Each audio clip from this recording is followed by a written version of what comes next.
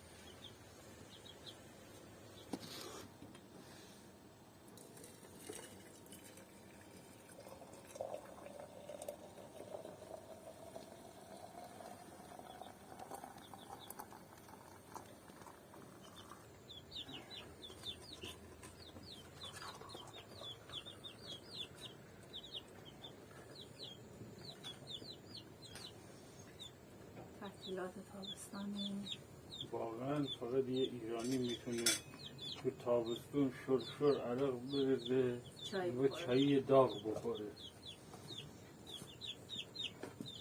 مخصوصا با این نباتی های پسته‌ای که تو درست میکنی. اصلا من بدجوری به چای عادت کردم.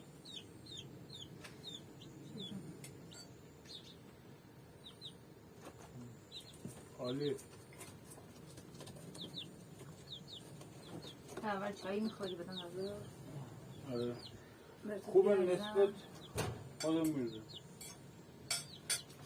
جوجه خوبه چی؟ خوبه میگم این نباتی ها آبم نمیافتن همش.